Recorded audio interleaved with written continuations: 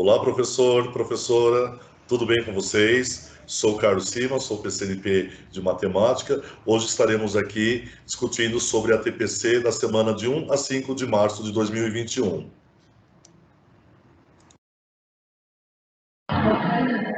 Olá, professores, sejam muito bem-vindos à nossa ATPC da semana de 1 a 5 de março. Que todos tenham uma ótima TPC. Eu sou a professora Daniela Correia, sou PCNP de Biologia.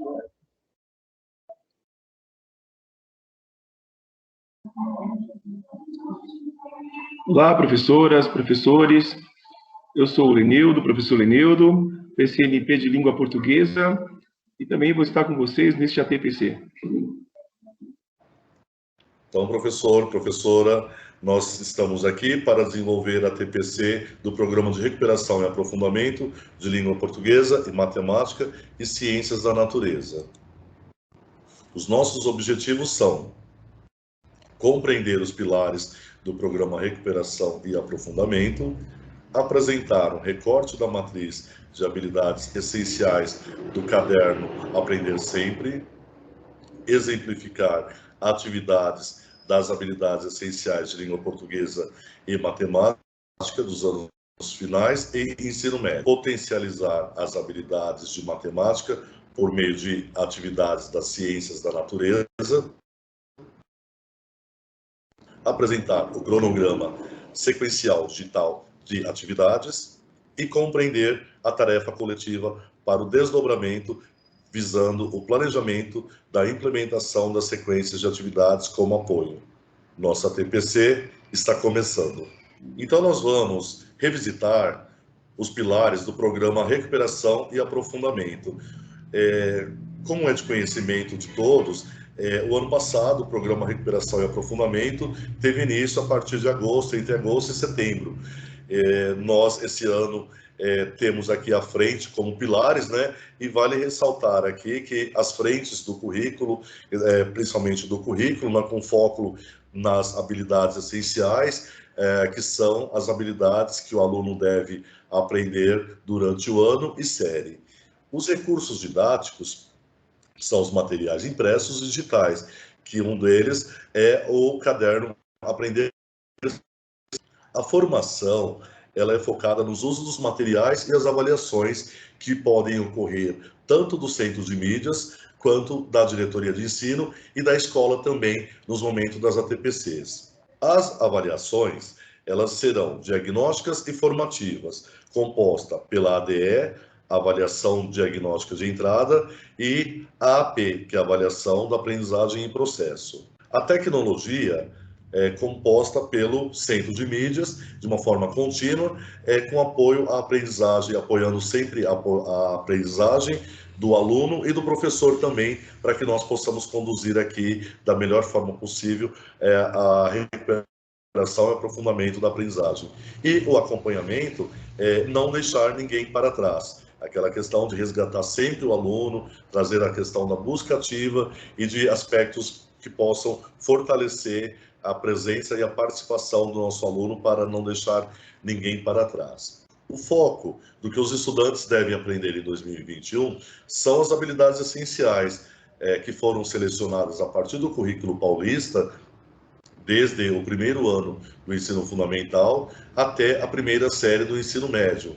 E o currículo oficial ainda vigente, que faz parte da segunda e terceira série do ensino médio, que está sendo implementada de acordo com o novo currículo do ensino médio. Então, como o professor Carlos enfatizou, né, esse ano está sendo concretizado aí a implementação do novo ensino médio aqui em São Paulo, né? Começando pelas primeiras séries do ensino médio, né? Esse currículo em ação, ele já está implantado desde a primeira série do ensino fundamental até os nonos anos, né? Agora, a partir do primeiro ano do ensino médio, em 2021, agora, os alunos receberão esse novo material, né? Que é o currículo em ação. A partir de 2022, os alunos da segunda série e a implementação para todos os estudantes da terceira série a partir de 2023, né? Os estudantes ainda continuam com o antigo material, o São Paulo Faz Escola, tá? Os recursos didáticos, eles podem ser encontrados lá no currículo paulista, lá dentro da IFAP, né? O material Aprender Sempre, o material São Paulo Faz Escola, o currículo em ação. A gente tem o centro de mídias nos auxiliando aí, e o ambiente virtual de aprendizagem, né? Lá na IFAP, que está disponível para todos os professores, para atualização, para consulta, enfim.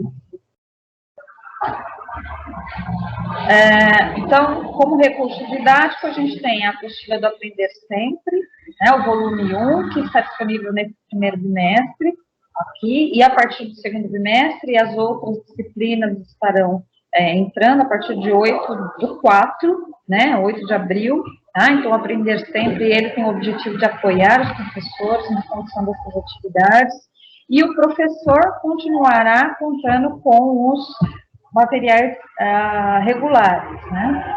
E, por último, né, o currículo em ação, que está sendo implementado no primeiro ano do ensino médio, agora em 2021, né?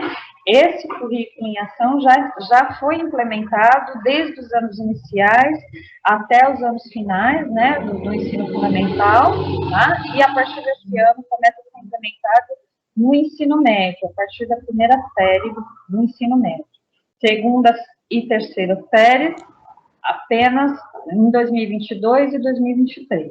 Muito bem, conforme abordado pela professora Daniela, é importante nós conhecermos esses novos materiais, né, institucionais, promovidos pelas Secretarias da Educação do Estado de São Paulo, a SEDUC, né, que vem aí implementando, vem trazendo aí a presença da Base Nacional Comum Curricular, a presença já de um currículo unificado para todo o país, e principalmente nosso Estado de São Paulo também, para que nós tenhamos a valorização das habilidades como um todo. E no Estado de São Paulo, no caderno Aprender Sempre, nós utilizamos as matrizes de habilidades essenciais de língua portuguesa e de matemática, e também de outras áreas, conforme abordado, elencado pela professora Daniela. A partir de abril, de 8 de abril, elas serão dada uma implementação maior, mas vale lembrar que nós podemos aqui fazer uma conexão entre as áreas, e eu apresento também para vocês, no caso de língua portuguesa e matemática, o índice interativo, que fala um pouco sobre língua portuguesa e matemática, das habilidades essenciais que vão desde o primeiro ano dos anos iniciais até a terceira série do ensino médio. Vale lembrar, você, professor coordenador, professor de assistente ao currículo, que é importante que vocês conheçam esse material, vocês analisem sequência por sequência, atividades, vocês analisem as habilidades essenciais desse bimestre, para que vocês possam montar um estudo, realizar um planejamento, e através desse planejamento, que vocês possam analisar os casos de avanços e avanços nas aprendizagens que nossos alunos, que seus alunos estão sendo desenvolvidos e realizados na sua escola. Agora, nós vamos apresentar um recorte de uma habilidade do 8º ano do ensino fundamental. Vou passar a palavra já para o professor responsável, o professor Lenildo, que vai falar um pouquinho, vai fazer uma contextualização sobre essas características deste recorte que nós estamos propondo a vocês. Professor Lenildo, agora é com você. Obrigado, professor Carlos. Professoras, professores, tudo bem?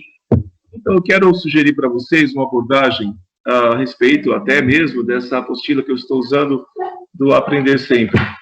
E nessa apostila tem aqui no caso eu estou usando aqui como base o 9º ano, as atividades propostas para o 9º ano. Mas é claro que essa abordagem, né, fazendo aí os devidos acertos, as devidas adaptações, pode ser utilizado para o 6º, 7º, para o 8º, para todas as séries, até para o primeiro ano do ensino médio. E eu gostaria de sugerir, então, uma leitura. Eu trouxe aqui alguns textos que têm como impacto, como clímax, o final. Então, eles têm uma certa gradação, né, na ação do texto, e ao final tem lá o desfecho, o clímax dele. E seria muito interessante fazer uma abordagem com um aluno e prestar atenção nas respostas dele, e principalmente as respostas erradas que eles, porventura, vierem a dar. A gente vai fazer uma interação e vocês vão entender o que eu estou querendo dizer. Primeiramente, né, eu vou ler aqui a habilidade para que a gente possa fazer a leitura do texto, tá? Analisar os efeitos de sentido decorrentes da interação entre os elementos linguísticos e os recursos paralinguísticos e cinésicos, que funcionam como modificadores, percebendo sua função na caracterização dos espaços, tempos, personagens e ações próprios de cada gênero narrativo. O gênero abordado na apostila é do tipo descritivo. E, é claro, mas conforme aqui a habilidade, ele está inserindo aqui elementos de um texto narrativo. Então, eu quero apresentar, então, o texto Bicho, de Manuel Bandeira, que é um texto extremamente conhecido aí no mundo escolar. O Bicho, Manuel Bandeira. Vi ontem um bicho na imundice do pátio, catando comida entre os detritos. Quando achava alguma coisa, não examinava nem cheirava. Engolia com voracidade. O bicho não era um cão, não era um gato, não era um rato. O bicho, meu Deus, era um homem. Percebo, então, na leitura dessa descrição, né, desse texto, a gradação. Existe aí um apelo, né, imagético, né, totalmente visual, quando fala que o bicho não era um cão, não era um gato, não era um rato. Percebo que há aí uma diferença de tamanho, né, para no final revelar que o homem, né, o homem maior do que o rato, maior do que o cão, maior do que o gato. E revela, então, o personagem que ele estava descrevendo aí durante todo o texto. É interessante chamar a atenção da palavra cinésicos. Cinésico é expressão, né? Nesse caso, entenda como a ação dentro do texto, ok?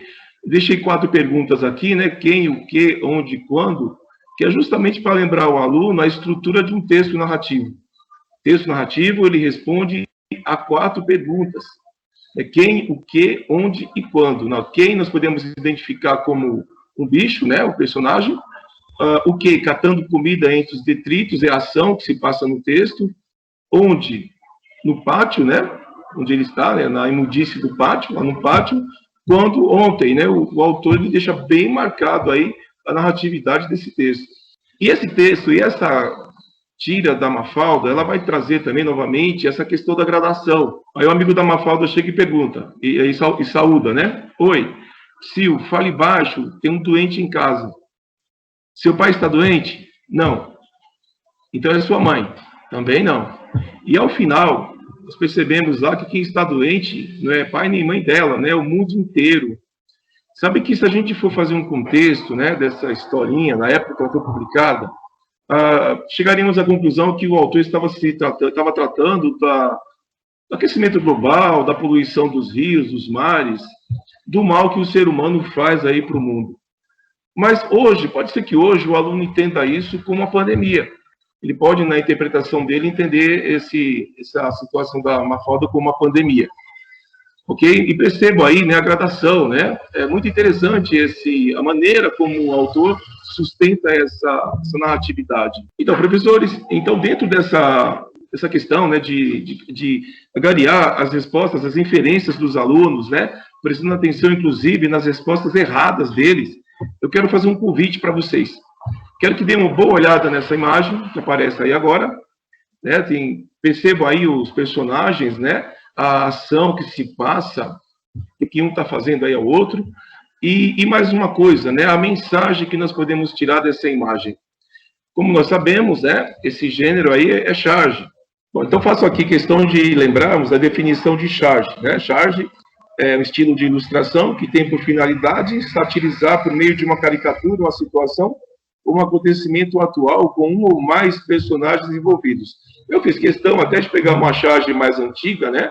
Até mesmo para causar aí um estranhamento, para causar um impacto, né? Charge sai de um jornal normalmente e está aí envolvido com um acontecimento de total interesse da população, da sociedade, né? Então, aí vem as questões aí para o professor, para a professora, né? Que está nesse ATPC. Então, descreva os personagens da figura. Vai descrever o que vocês estão vendo aí. O que está acontecendo, né? Qual é a ação que acontece entre eles? E, por último, qual a mensagem que a figura nos transmite? Então, deixar aí uma pausa de 10 minutinhos para a gente fazer essa atividade. Tá? Vou colocar de volta a imagem para vocês. Olá, professoras, olá, professores. Então, já passaram os 10 minutos, então estou de volta para elucidar esse mistério, dar esse exercício. A primeira pergunta, descreva os personagens da figura. Então, as respostas possíveis, podem olhar lá o maior, o ser maior aí da imagem, pode chamá-lo de povo, pode chamá-lo de Lula, e há quem chame até de extraterrestre, outra coisa, E o segundo personagem em questão, vai chegar perto a resposta de um menino, de um garoto. Por quê? É muito bom perguntar para o aluno por quê, como que ele chegou a essa resposta. E aí ele vai descrever o personagem. Por exemplo, o menino, vai dizer que a estatura dele é menor, as roupas que ele usa também é característica de uma criança, o chapéu, o tipo de chapéu que ele usa, o polvo, porque tem os tentáculos, enfim. O aluno, ele vai responder, ele vai justificar de uma forma, usando de uma ideia descritiva, como que ele chegou a essa resposta. E a ação, a segunda pergunta, o que está acontecendo? Certamente, a resposta vai ser perto de está serrando o menino, o fogo está cortando a cabeça do menino, algo assim. A mensagem, aí é a mais difícil, O que isso tudo quer dizer? Há pessoas que vai dizer que certamente vai achar assim, uma resposta perto de uma mensagem ecológica. Diz assim que o homem agrediu tanto a natureza que vai chegar uma hora que a natureza vai agredir o homem também, vai responder essa agressão. Há quem diga também que tem uma mensagem aí para nos mantermos distante de animais silvestres. E há gente que pode falar até de invasão alienígena, de guerra intergaláctica, o que é mais a imaginação propor. Mas a verdade, a mensagem dessa charge, eu vou dizer para vocês, tá? Em 2001, foi feita uma pesquisa de Ibope das pretensões de votos para presidente, para as eleições presidenciais que ia acontecer no ano seguinte. E, então, haviam 3 candidatos em destaque na ocasião. Era o Luiz Inácio Lula da Silva, que estava em primeiro. Em segundo lugar, era o outro político, José Serra. E, em terceiro lugar, um político lá do Rio de Janeiro, Antony Garotinho. Quando perguntavam para os jornalistas qual foi o resultado da campanha eleitoral, eles respondiam assim: Lula, Serra, Garotinho. Primeiro Lula, segundo Serra, terceiro Garotinho. Então, Lula, Serra, Garotinho. Então, o chargista, o André Valente, fez essa imagem para representar a pesquisa eleitoral. E, aliás, o nome dessa charge é pesquisa eleitoral. Ok? Então, é muito importante a gente prestar atenção nas respostas erradas dos alunos, a questão da inferência. Isso é muito importante. Ok? Espero que tenham gostado da abordagem. Mas ainda tem mais. Eu vou ler aqui a primeira, tá? Habilidades essenciais. Ler com proficiência, identificando fato, opinião, tema e tese para formular hipóteses sobre o conteúdo dos textos. Então, é importante, além da leitura que nós fazemos, que compartilhamos com os alunos, a capacidade de tirar informação, o letramento dos textos. E a gente pode fazer isso até com uma imagem. Eu vou sugerir, essa imagem que está aí na tela, é um personagem extremamente conhecido também da garotada, dos jovens, que muitos deles gostam de mitologia grega. Tem aluno que vai ver essa imagem e vai rapidamente reconhecer o Ícaro, Ícaro era filho de Dédalo, e eles fugiram de um lugar que não tinham como escapar, que era lá o labirinto do Minotauro, uma construção feita, inclusive, pelo próprio Dédalo, O rei, como prêmio, deu para ele essa prisão. E eles construíram, e Dédalo fez para ele, para o filho, asas de cera, que possibilitou a fuga deles. E aí a gente pode fazer uma pergunta para o aluno, O texto que eu vou ler agora chama-se Ícaro. Pelo título, será que você consegue adivinhar qual a história que vai ler? Consegue adivinhar do que se trata a história? Então, mais uma vez, o aluno vai usar de inferência, assim como nós fizemos com a figura. Vou ler o texto, tá? E veja só a descrição que nós podemos fazer desse personagem. Aqui é um gênero microconto. Ícaro fazia voltas no céu. A sensação de voar era incrível. Ele tocava as nuvens, as aves, o sol. Sobrevoava as montanhas verdes e o mar azul. Podia ver tudo. a praia e os banhistas, os edifícios e suas janelas, por fim, a rodovia e o carro destruído com seu cadáver preso às ferragens. Percebam que esse Ícaro voa, assim como o Ícaro da mitologia grega, mas ele não é o Ícaro da mitologia grega. Podemos pedir, sugerir aos alunos, principalmente os alunos do ensino médio, para fazer uma descrição do Ícaro, uma descrição psicológica, inclusive. Percebam que quando ele voa pelas montanhas, ele não se contenta, ele quer ver o mar. Se ele vai à praia, não, ele não se contenta, ele quer ver os banhistas. Se ele vai ao edifício, ele quer olhar nas janelas. Isso mostra que Ícaro é uma pessoa curiosa, é uma pessoa ousada. E por essa razão nós podemos inferir, nós podemos supor que ele também era ousado na hora de dirigir. Ele poderia passar o sinal vermelho. Isso não está escrito no texto, mas nós podemos inferir. Andar em alta velocidade, por isso no final a gente consegue entender porque ele acabou virando uma vítima, de um acidente de carro. Então, nós podemos fazer essa construção do texto, essa descrição psicológica para o aluno também. Ou até mesmo ele chegar nessa inferência. Ok? Por último, professoras e professores, eu quero sugerir uma produção. Depois da gente fazer toda essa inferência, esse texto aqui, o palhaço, eu quero que leiam para os alunos até uma certa parte, e gostaria de lê-lo, rapidinho. O palhaço Tininho pulava, dançava e ria deliciosamente, mas, por mais que se esforçasse, nunca conseguia agradar a plateia que permanecia indiferente a todas suas apresentações. Isso o deixava desolado. Não adianta, tio, queixava-se. As crianças nunca rirão das minhas brincadeiras no palco. Eu não levo jeito. Claro que leva jeito, Valentino, respondia o tio, que era o dono do circo. Nós somos artistas circenses há 4 gerações. A arte é para nós uma coisa natural. O jovem estava desistindo de ser palhaço, até arranjar um emprego de contínuo numa fábrica. Quando, numa noite, aquilo aconteceu, as crianças não paravam de rir. O palhaço Tininho, de uma hora para outra, tornara-se o maior sucesso do circo.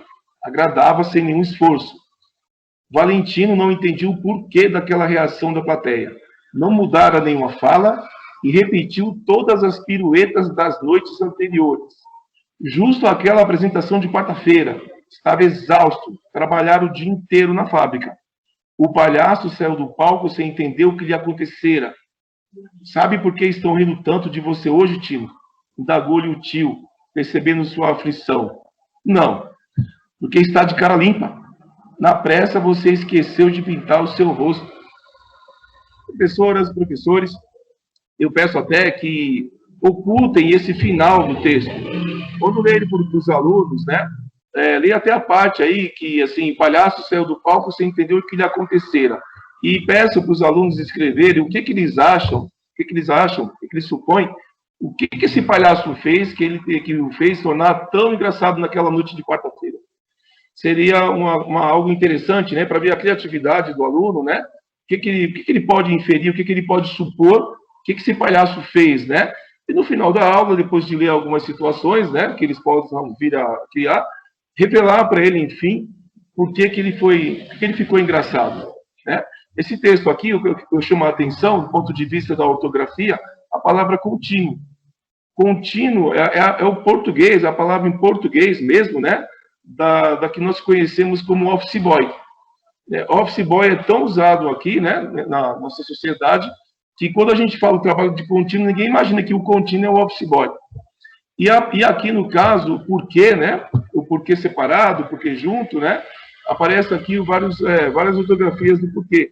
Pode ser também um momento para relembrar com eles as regras da escrita, do uso, do emprego dos porquês. Tá bem? Espero aí que tenham gostado aí dessas sugestões de aula e vamos continuar com a TPC. Obrigado, professor Enildo, pelas considerações e contribuições. E nós esperamos que você, professor de língua portuguesa e das demais áreas da escola, possam, através das sugestões que foram abordadas, possam desenvolver e realizar um desdobramento e até mesmo uma análise de estudo entre vocês para que possa melhorar aí as habilidades essenciais na nossa escola e contribuir também com as nossas habilidades essenciais. Nesse momento, eu vou fazer a apresentação inicial da área de matemática, e na área de ciências da natureza a professora Daniela vai contextualizar, trazendo alguns exemplos do cotidiano. Eu vou apresentar aqui a matemática. Eu trago para vocês aqui nesse momento um recorte de uma habilidade, de algumas habilidades do 6º ano do ensino fundamental, onde eu trago aqui os objetos de conhecimento que, necessariamente, de acordo com a nova nomenclatura da Base Nacional Comum Curricular, nós utilizávamos o termo conteúdo. Hoje não se utiliza mais o termo conteúdo, e sim objeto de conhecimento. Mas, na medida do possível, nós, professores, ainda vamos nos adaptar ainda com essa nova nomenclatura. Então, eu trago aqui o sistema de numeração decimal e frações. E a habilidade também, vale lembrar que a Base Nacional Comum Curricular, ela traz os códigos alfanuméricos. Acho que é importante também ressaltar aqui que eu estou trabalhando com o exemplo que eu trago a vocês, EF, Ensino Fundamental, 06, relativo ao 6º ano, MA, Matemática, 02, Competência 2, que é reconhecer o sistema de numeração decimal, e na outra eu trago aqui, na próxima habilidade, a habilidade 6, EF, Ensino Fundamental do 6º ano, Matemática, da Competência 3. E por último, o que eu trago também do 6º ano, a competência 7. Vocês podem observar que, à medida em que as competências vão aumentando, vai-se também aumentando o grau, aprofundando um pouco o nível de raciocínio para tais habilidades. Então, neste exemplo aqui, eu trago aqui um recorte daquilo que foi trabalhado e ainda é trabalhado, né, desde os anos iniciais, como parte do sistema de numeração decimal. Até mesmo é importante recordar ao professor do 6º ano que quando nós trabalhávamos com as unidades de classes de medidas, por exemplo, aqui as classes das unidades simples, né, que eu trabalhava as ordens, da 1ª até a 9ª ordem, que eram as unidades simples, a dezena simples, a centena. Na 4ª ordem eu utilizo o termo unidade de milhar, dezena de milhar, centena de milhar. Já na 7ª ordem, a unidade de milhão, dezena de milhão e centena de milhão. Como é que eu faço a leitura de tudo isso? É importante que o nosso aluno, que ele já tem esse hábito lá desde os anos iniciais, mas aprofundar um pouco no 6º ano, até mesmo para que no 7º, 8º ano, quando ele vem trabalhar um pouco das questões das potências, das questões da notação científica, entre outros aspectos, ele vai resgatar toda essa questão desta abordagem que nós estamos sugerindo aqui para o 6º ano. Trago aqui também um recorte da 2ª série do ensino médio, uma habilidade essencial de matemática, mais uma vez lembrando aqui o antigo conteúdo que hoje é objeto de conhecimento, os números racionais, na representação fracionária e decimal. E também a habilidade essencial, vocês podem observar que eu estou trazendo aqui uma habilidade do 7º ano e do 9º ano. Então, EF 07, o 7º ano, MA, Matemática 10, a competência 10, que é ler, comparar e ordenar números racionais em diferentes contextos e associá-lo a pontos de uma reta numérica. Então, nós observamos aqui que é uma habilidade do 7º ano, mas ela requer aprofundamento na 2ª série do ensino médio, ela requer aprofundamento também no 9º ano. Vocês podem observar que são habilidades do 9º ano, mas necessariamente na 1ª e 2ª série do ensino médio, até mesmo para que os alunos possam conhecer, representar números racionais, até mesmo uma reta numérica, até mesmo ele aprofundando lá na 3ª série do ensino médio, onde ele trabalha a questão da geometria analítica, onde necessariamente ele se faz necessário ele analisar os pontos, as coordenadas relacionadas, para que ele possa desenvolver e aprofundar o seu nível de conhecimento. Eu resgatei aqui uma figura, nós, professores, temos o hábito na área de matemática, né, de trabalhar, de resgatar desde os números naturais, os números inteiros, os racionais, os reais e os complexos, que são aprofundados já lá na terceira série do ensino médio. Então, nos anos iniciais, ele vem sempre trabalhando com os números naturais, ele vem aprofundando um pouco mais no sexto e sétimo ano com os inteiros, os racionais no sétimo e oitavo, os reais também no oitavo e nono ano, e assim sucessivamente até a terceira série do ensino médio. Eu trouxe, a propósito aqui, um recorte de uma habilidade e de uma questão que foi trabalhada já em uma das APs, avaliação da aprendizagem em processo, que é uma habilidade que eu citei aqui alguns exemplos, que ela vem desde lá do sétimo ano até a terceira série do ensino médio, onde ele pede para que localize números reais na reta numérica. Então, só para uma pequena retomada, então eu tenho aqui no eixo X, né, o 0, aqui eu tenho os pontos positivos, de 1 até 4, e aqui os negativos, que de menos 1 até menos 4. Então, ele pede para localizar e representar também na questão de números reais, onde eu tenho aqui a raiz de menos 2, eu tenho aqui menos meio, nos aspectos, do lado esquerdo, né, nos aspectos negativos, e do lado positivo aqui, se eu levar a reta numérica de 0 até 4, eu tenho aqui 3 meios, eu tenho aqui 11 quartos, e aqui eu tenho 3,1. Então, eu estou resgatando, localizando os números reais e racionais também, que ele vem de acordo com a figura anterior, que ele vem resgatando todo esse domínio aqui dos conjuntos numéricos, onde acredita-se que o aluno no ensino médio seja capaz de reconhecer e representar esses números através de uma reta numérica. Eu espero ter contribuído com esses exemplos, mas antes eu faço um convite a vocês também, antes de aprofundarmos um pouco mais.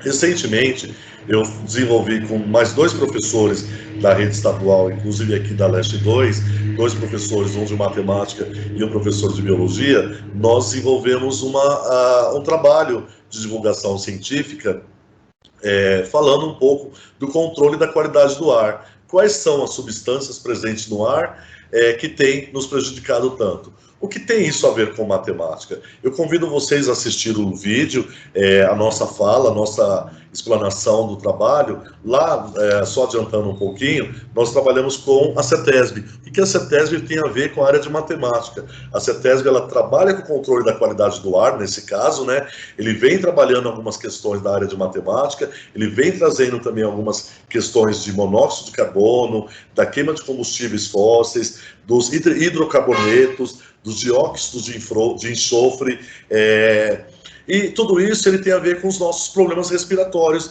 Mais além, ele vai focalizando, vai trazendo um pouco, contextualizando um pouco para a área de química, mas da química, da biologia, das ciências da natureza, mas também ele vem também trazendo alguns aspectos relacionados à área de matemática, de alguns exemplos como eu citei anteriormente, que são os números racionais, os números inteiros, até mesmo a composição dos números reais. Então eu convido você, professor, professora das diversas áreas, a resgatar um tempinho aí, a visitar este link aqui e tentar, de alguma forma, aprofundar um pouco essa questão da CETESB, que também trabalha o controle da qualidade da água também. Muitas vezes nós visitamos algumas praias, né, e nós nos deparamos, nós observamos algumas bandeiras. Essa praia está imprópria, essa praia está com a bandeira verde, ela está própria. Então, tudo isso está relacionado não só com a área das ciências da natureza, com a biologia, com a química, com a física, mas também com a matemática.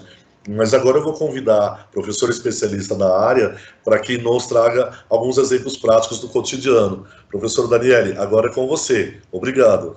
Obrigada, Carlos. Obrigada pelo convite.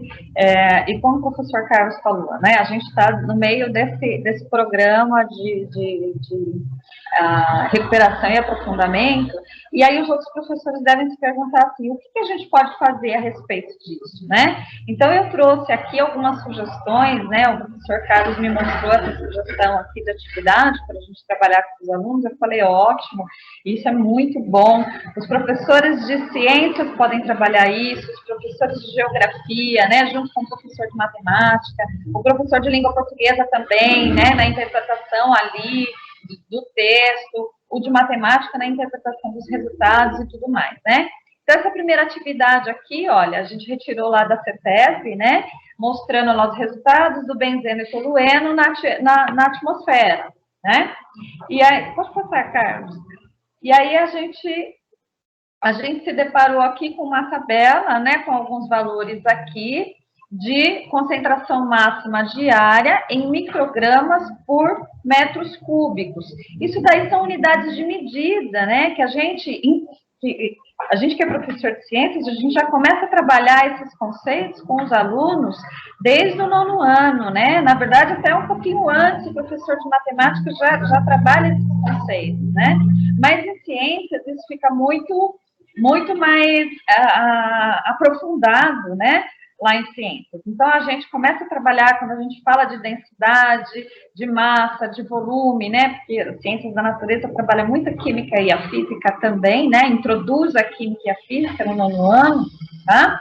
Então, aqui nessa tabela, a gente vê lá, né? As concentrações do benzeno e do tolueno no ar atmosférico, e aí a gente se depara, ó, com os números decimais, é isso? Com as unidades de medida que são utilizadas, microgramas, metros cúbicos, que é uma medida de volume, tá bom? Olha, um outro exemplo que a gente trouxe aqui também foi informações sobre a qualidade da água. Essas informações, elas vêm descritas na conta de água, né? Na conta de água que a gente recebe em casa, mas muitas vezes a gente não presta atenção muito nisso daqui, né? Então, olha lá, aí a gente tem algumas substâncias presentes, né? Que os alunos começam a ter essa familiaridade a partir da introdução da química, né? Lá no 9º ano, né? Quando a gente começa a falar dos elementos químicos, o que é o cloro, o que é o fluoreto, enfim, né? O que são coliformes fecais? O professor de ciências, ele pode trabalhar essa parte junto com o professor de geografia também, quando ele fala da poluição da água, né? Vamos falar de coliformes fecais. O que são isso, né? São fezes, aí você vai dizer para o aluno, olha, esse nomezinho estranho que está ali né? No meio ali, Escherichia coli, o que é aquilo, né? O professor de ciências vai explicar para o aluno que aquilo ali é uma bactéria presente nas fezes, né? Que ela pode ser encontrada na água em grande quantidade. E aí a gente tem, né? Os valores lá, os valores limites, né? Dessa tabela, e a gente vai comparar com os valores que foram encontrados, né? E aí a gente encontra de novo, ó, os números decimais, tá? A porcentagem, a gente está falando de tudo isso, né? Quando a gente fala, por exemplo, de cor e pH, a gente está falando também de propriedades da matéria, né? Então, as propriedades da matéria também, quando a gente trabalha isso em ciências. Então, as ciências da natureza, né? As ciências física, química e a biologia, ela é muito rica, ela consegue trabalhar, fazer essa parceria com as outras disciplinas de língua portuguesa e matemática. Uma outra sugestão, né, que eu trouxe aqui, que a gente trabalha muito também com os alunos do 9º ano, né, a notação científica usando as potências de base 10. E a gente sabe que a potenciação, ela começa a ser introduzida a partir da 5ª série, né? E aí a gente chega no 9º ano, vai fazer esse trabalho de notação científica com os alunos, a gente ainda encontra um pouco de dificuldade, né? O professor de geografia também pode trabalhar, né, essas questões dessa notação científica aí com as unidades de medida, né, de comprimento, enfim, né, de quilômetros, metros, enfim, tá? Então, a gente trabalhar isso daí. Por exemplo, aqui, né, na tabela, eu tenho 1 grama, que equivale a 1000 miligramas, né, e eu posso escrever de outra forma, 10 elevado a 3 miligramas, né? Olha só o que eu falei, né? Então, como a gente está introduzindo a química no 9º ano, quando chega lá no primeiro médio, né, no primeiro ano do ensino médio, os alunos também têm que já ter essa familiaridade aí com as potências, né, com essa notação científica, porque a gente vai trabalhar o número de mols, né, o número de entidades presente em 1 mol de substância, ou de molécula, ou de átomo, tá? Então, a gente sempre vai passar para ele, ó, 1 mol daquela substância, de uma fórmula, né, por exemplo, ele equivale a 6,02 vezes 10 elevado a 23, né, entidades, ou elementos, ou unidades. Tá? Então, a gente trabalha também essa questão da notação científica no ensino médio bastante com eles, né? Olha aí, essa tabela que eu trouxe aí como sugestão, na verdade, ela já está no caderno do Currículo em Ação, tá? No novo caderno que está sendo implementado esse ano no ensino médio. Então, aqui, nessa tabela, nós temos, né, as várias moléculas ali. Então, ele pede para o aluno identificar quantos elementos, né, quantos átomos de cada elemento existe dentro daquela molécula, e aí ele vai pedir a massa molecular, né, então vai pegar lá a massa atômica, somar e transformar isso em massa molecular, a massa da molécula, quantos gramas, né, qual a massa em gramas de 1 mol dessa molécula, e aí a gente já vai ter que usar também, né, 1 mol equivale a 6,02 vezes 10 elevado a 23, né, então a gente vai ter que usar a notação científica de potência de 10, enfim. Olha, uma outra habilidade que eu trouxe aqui como sugestão, né, e essa habilidade, ela veio do caderno, né, do segundo bimestre, ali, do segundo médio. Ela veio do caderno de biologia, né? Então, a gente fazendo um gancho aí com a matemática, já que a gente já está falando disso, né? E quando a gente fala em genética, a genética, ela usa muito interpretação de texto também, né? Entra as habilidades de interpretação e tudo mais. Mas não só isso, a gente tem que interpretar aqueles dados e transformar esses dados em números, né? Na genética a gente faz isso, né? E uma delas são as probabilidades. Então, a probabilidade ali, a definição de probabilidade é o número de amostras, né, que a gente tem, e o número, sobre o número de casos possíveis, né? A gente faz essa divisão aí, tá? Aí um exemplo, né, de probabilidade em genética, então quando a gente quer calcular, por exemplo, né, num cruzamento, quantos por cento, né, de descendentes eles vão ser albinos ou não, né, vão ser albinos ou normais, então aqui nessa tabela aqui ele não diz quem é, né, macho ou fêmea aqui, né, quem é menino ou menina, mas aí ele diz assim, né, ó, então eu tenho os alelos azinho, que significa albino, né? Porque o albinismo é uma doença de característica recessiva, tá? Onde a pessoa não produz melanina, né? Ela não tem a coloração, não produz pigmentação, né? Natural da pele, tá? E aí a gente tem o cruzamento de um albino com uma pessoa que é normal, mas ela é portadora, ela tem o gene recessivo, né? Nesse cruzamento especificamente, a gente tem o quê? Nos resultados, 50% para cada lado. Então, 50% dos descendentes podem ser normais e 50% podem ser albinos, né? Se a gente quiser saber, né, qual a porcentagem, né, ou qual a probabilidade de ser um menino albino ou uma menina albina, a gente pega aqueles 50% e multiplica pelos 50% de novo, lá de menino ou menina, só que a gente transforma isso em fração, né? Então, olha as habilidades lá do 6º ano, voltando aqui, ó, no 2º ano do ensino médio. Então, a gente vai utilizar as frações para fazer essa conta, né? Primeiro, a gente vai interpretar os dados, vai formular uma hipótese e depois a gente vai transformar isso em números, né? Então, a gente tem lá no resultado meio, que equivale a 50% de descendentes albinos ou normais, né? Com meio também para menino ou menina, porque a gente só tem 2 possibilidades, né? Então, só vai ser possível uma. Tá bom? Professor Carlos, espero ter ajudado. Sim, professora Daniele, excelente contribuição, e veja como assim a importância das ciências da natureza presente na matemática como um todo. Então nós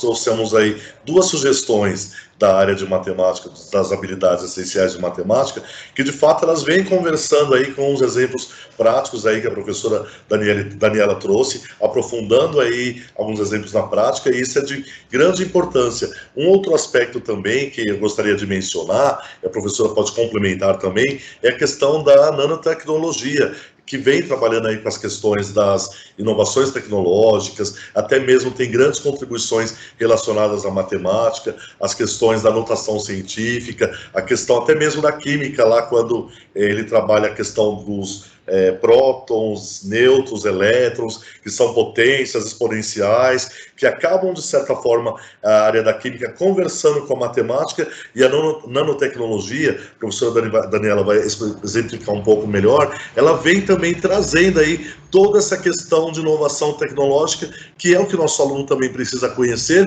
e trazer, e o nosso professor também, de alguma forma, contribuir e trazer, para que a nossa aula fique também, talvez, fique mais prazerosa também, e que traga contribuições aí do nosso cotidiano. Você quer complementar um pouco, aprofundar um pouco, professora Daniela? Posso sim, posso falar sim. Então, nanotecnologia, ela tem a ver com a unidade de medida, né, o nanômetro, tá? Então, são medidas muito inferiores, né, microscópicas, eu diria nanoscópicas, né, que a gente diz. Um nanômetro, né, é equivalente ao tamanho de um vírus, por exemplo.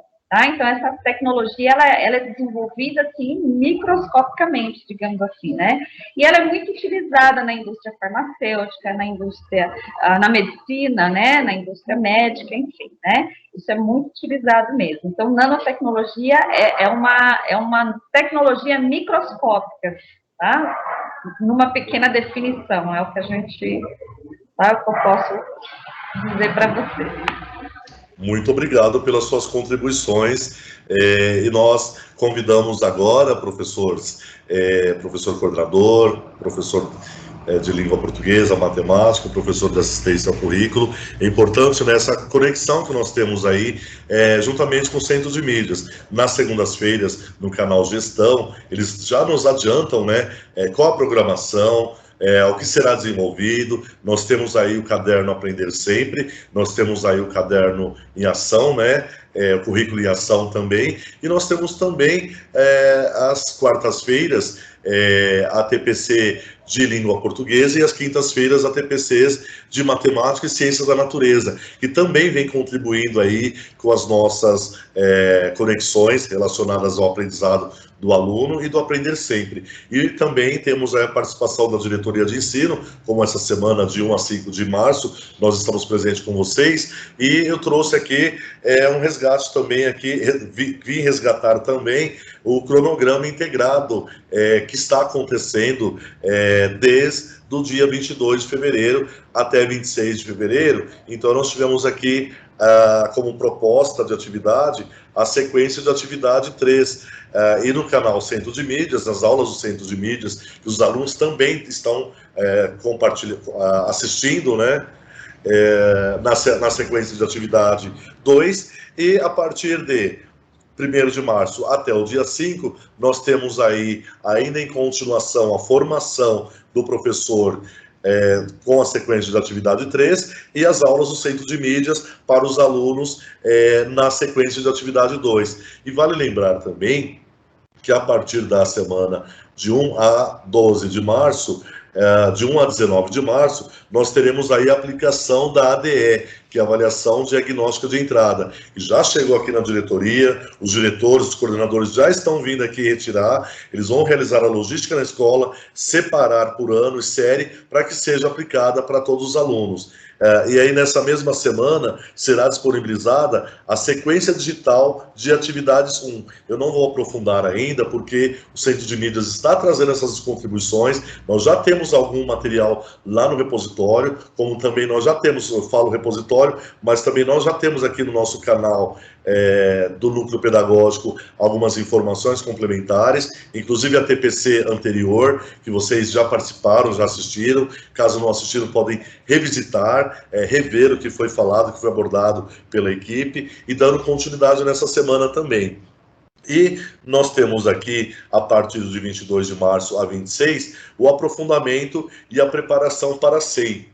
A SEI é a Semana de Estudos Intensivos, que é aquela semana que você já está se preparando e já está desenvolvendo, já está apto para aplicação com seus alunos da AP, que é a avaliação da aprendizagem em processo. Então, na semana de 22 até provavelmente 9 de abril, estará acontecendo a AP, a aplicação da AP na sua unidade escolar. E a partir de 12 a 16 de abril, nós temos aqui, só retomando aqui, entre 5 a 9 de abril, nós teremos aí, mais uma vez, a aplicação e a participação do currículo em ação, que será abordado aí também a avaliação da aprendizagem em processo. E teremos também já aí a sequência digital da atividade 2. Mais muita calma, vamos pisar um pouco no freio, tudo no seu tempo, tudo no seu momento, porque nós sabemos que nós temos aí, que está acontecendo na escola, o ensino híbrido e o ensino remoto, que algumas semanas, alguns dias da semana, vou citar um exemplo, comparecem alunos na escola da letra A até a letra G, na segunda semana ou no segundo dia, alunos da letra G até a letra L, e assim sucessivamente, porque as escolas estão trabalhando nesse momento de ensino híbrido e remoto também, a questão dos 35%, né? Então, para que todos não deixe ninguém para trás, mas que todos possam ser garantidos ao mesmo tempo com a mesma aprendizagem. Então, é importante também que o aluno assista, que você, professor, possa também motivar o seu aluno a assistir às aulas que são realizadas no Centro de Mídias e acompanhando as suas aulas também presenciais na escola, para que ele dê conta do seu tempo e seu espaço, e você também possa dar conta do tempo, né, e do cronograma que está sendo estabelecido aí pela SEDUC e pela diretoria de ensino.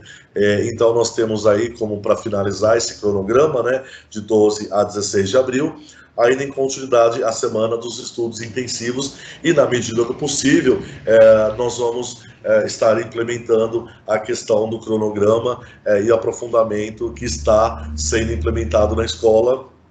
Claro, antes de mais nada, tudo isso requer planejamento, o planejamento entre o professor e o coordenador, o planejamento também a integração entre o professor de assistente ao currículo e também aos professores de língua portuguesa e matemática e os demais componentes curriculares. Então, a TPC, nós sugerimos que ela seja cada um no seu momento, no seu tempo, mas desde que tenhamos aí um planejamento e que nós possamos aí, em parceria com o Centro de Mídias, com o núcleo pedagógico, com os professores, uma rede que aprende com a rede, buscando a integração, e caso você tenha uma dúvida, você também possa procurar nós, do núcleo pedagógico, para que possamos esclarecer as dúvidas e os momentos formativos que acontecem na sua escola, que acontece lá a transmissão da etapa, que são os 45 minutos dos anos finais e ensino médio, de acordo com cada carga horária de cada professor, né, está respeitando,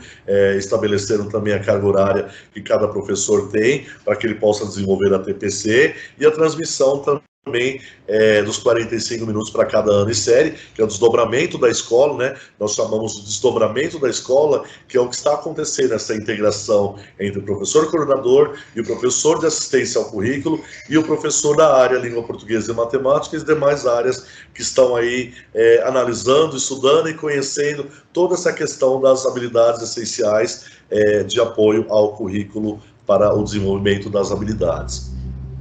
Eu citei aqui o professor, né, o PAC, que é o professor de assistência ao currículo, né? Eu convido a vocês a analisar a resolução 4 de 11 de janeiro de 2021, que ela fala um pouco mais, ela estabelece um pouco mais de quais são as atribuições e as rotinas e o que cabe ao professor de assistência ao currículo. Por exemplo, nós, PCNPs, os professores coordenadores, nós estamos aí na resolução SEDUC 3, não me lembro a data, e é importante nós sabermos aí, identificarmos aí quais são as minhas rotinas, quais são as minhas obrigações, quais são as minhas tarefas, para que eu apoie a tarefa do outro. Então, eu faço convite a todos da escola a conhecer também essa resolução. Eu não vou realizar a leitura dela na íntegra, mas eu peço que em momento de estudos também você possa conhecer um pouco mais e aprofundar um pouco mais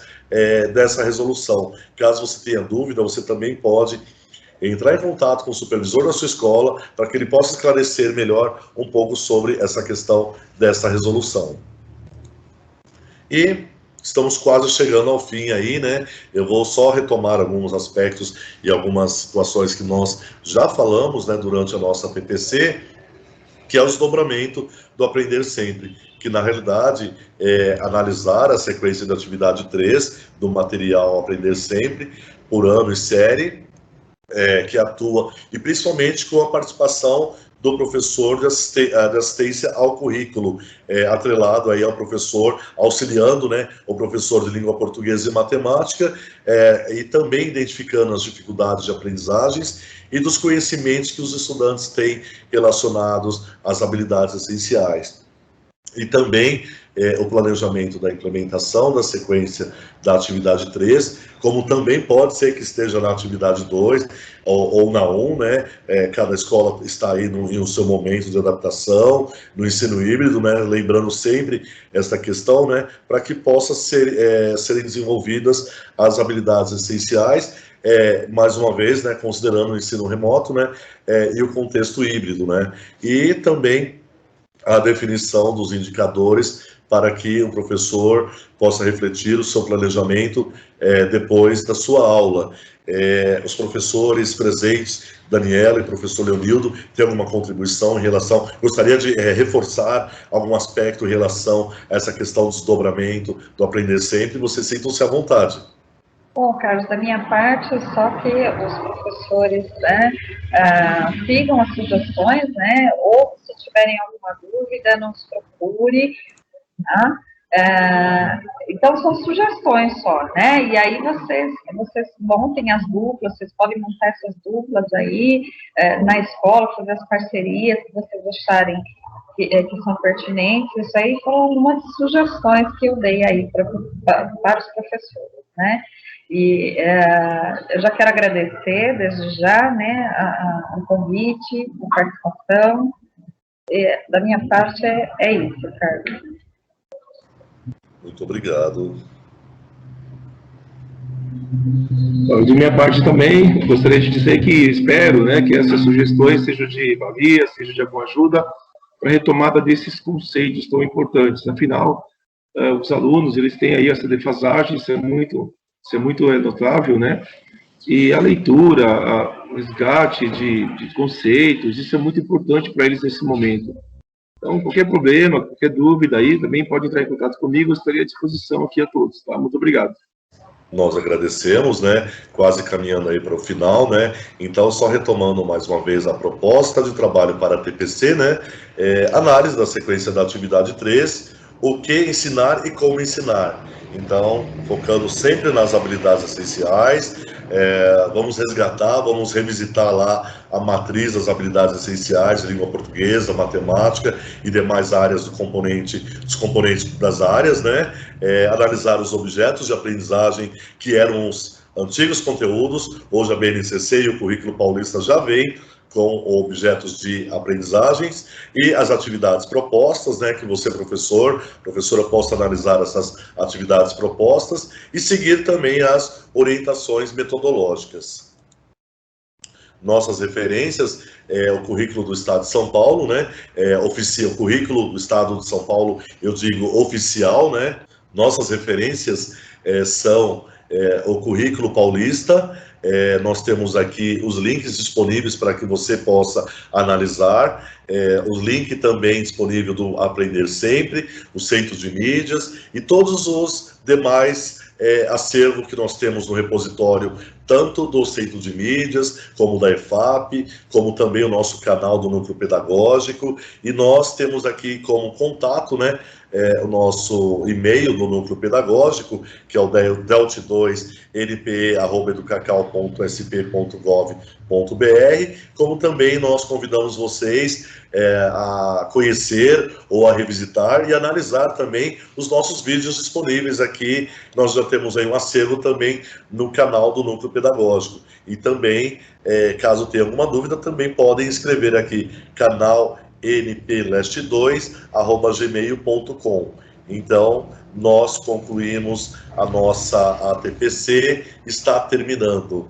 Nós agradecemos a sua participação, professor, muito obrigado, e aguardamos as dúvidas que vocês tenham disponíveis para que nós possamos fortalecer e aprimorar cada vez mais o nosso contato e a nossa articulação com os centros de mídias, a diretoria de ensino, o núcleo pedagógico, a escola, o professor de língua portuguesa e matemática, os demais componentes curriculares, o professor de assistência ao currículo e o professor coordenador e a escola como um todo. Muito obrigado, até a próxima.